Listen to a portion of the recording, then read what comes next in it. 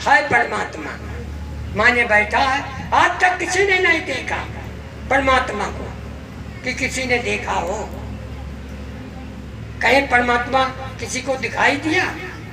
निराकार निर्लेप अगम गोचर, मन बुद्धि वाणी से परे।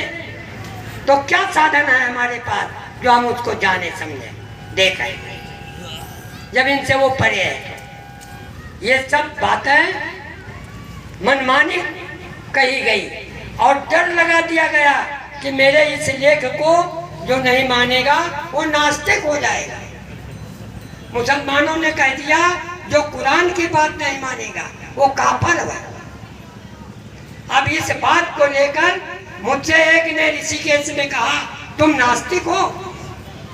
हम कहा एक बात बतला, जो स्वयं अपनी गवाही दे रहा है उसको जो बतला रहा है वो नास्तिक है, और तुम अनदेखी बात, तुम्हारा माना हुआ ब्रह्म ईश्वर कहाँ है दिखाओ, तो तुम बड़े आस्तिक हो गए, देश के झूठे हैं।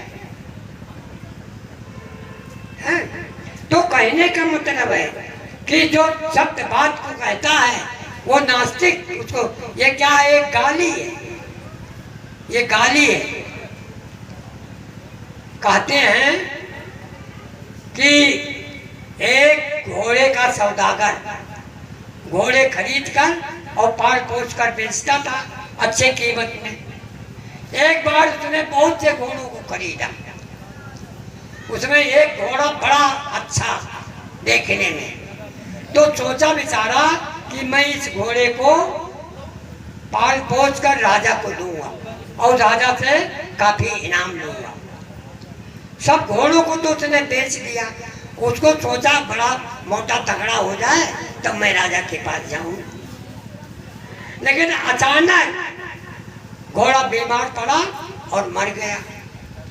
अब सौदागर घोड़े के बहुत दुखी हुआ कि मैं क्या सोचता था और क्या हो गया। अब राजा को क्या पता चलेगा कि मेरा कोई हित चिंतक है, तो कम से कम राजा को सूचना तो दे दूं। वह राजा के पास गया, राजा को नमस्कार किया। राजा ने पूछा कौन हो, तुम कैसे आए? उसने कहा राजन मैं घोड़े का सौदागर हूँ, घोड़े लाकर पाल पोस कर बेचता हूँ। एक घोड़ा आपके लिए मैं पाल रखा हूँ, हजारों घोड़ों में वह एक घोड़ा है। राजा ने कहा अच्छा, बहुत अच्छी बात है, तो ये बतलाइए कि तुमने उस घोड़े को कितने में खरीदा था? कहा राजन मैं तो 10,000 में खरीदा था। तो अब मुझको कितने में दोगे? तो उसने कहा राजन मैं 10,000 में खरीदा था, लेकिन आपको तो मुफ्त में देने के लिए तैयार हूं। राजा ने कहा बात क्या है भाई? आपने 10,000 में खरीदा और उसे पाला पोसा, खिलाया पिलाया, अब मुझे मुफ्त में क्यों देने के लिए तैयार हो? उसने कहा राजन उसमें थोड़ी सी कमी आ गई है। राजा ने पूछा वो कमी क्या आई है? कहा उसमें जान नहीं, घोड़ा बड़ा सुंदर है राजा, लेकिन जान नहीं है। आप देख सकते हैं घोड़ा देखने में बड़ा सुंदर है। तो राजा ने कहा जब जान नहीं तो मुर्दा को क्या करेंगे? जाने से तो कीमत है, तो जितनी कीमत जितना कीमत है सब जान से है। किसी का हो जान से ही कीमत होता है, और जान नहीं जीव नहीं है तो उसका कोई कीमत नहीं होगा। तो साहब कहते हैं कि जीव तो अंदर में है, जिसको हम खोजते हैं मंदिर मस्जिद गिरजाघर गुरुद्वारों में, पानी पत्थर में, तीर्थ मूर्त में, वो तो अंदर बैठा है और हमारा खोज बाहर है।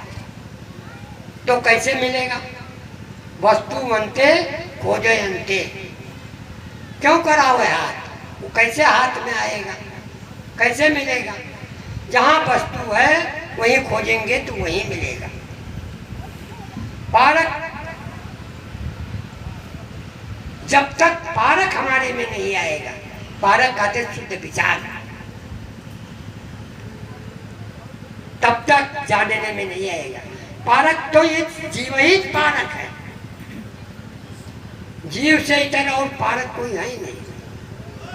पारक पारखी एक है, भिन्न भेद का चुना है, लेकिन भेद है, देह विलास कर भेद है, सो गुर जो दर्शाए। साहब कहते देह विलास का भेद है, देह में है तब तक पारखी है, और देह से मुक्त हो गया तो पारक है। पारक सबको परखत है, उन पारक काको परखना है। ये पारक जीव सबको परखता है, लेकिन इसको कौन परखेगा? इसके ऊपर कोई बैठा है तो परखेगा। तो वास्तव में वो वस्तु जिसकी सुख शांति की खोज, जिस ईश्वर परमात्मा ब्रह्म की खोज हमारा बाहर है, जब तक मन को हम अंतर्मुख नहीं करेंगे, अपने आप में नहीं मोड़ेंगे, और जब तक शुद्ध नहीं उसे करेंगे, पवित्र मन हमारा नहीं होगा, तब तक हमें उसका ज्ञान नहीं हो सकता। हम संसार में सदा भटकते रहेंगे, कहाँ कहाँ मारे मारे फिरेंगे। लेकिन जब अपने आप का ज्ञान होगा, अपने आप में मुड़कर देखेंगे, तभी हमें वास्तव में सुख शांति मिलेगी। इन्हीं शब्दों के साथ मैं अपनी वाणी को विराम देता हूँ। बोले श्री सद्गुरुदेव की जय।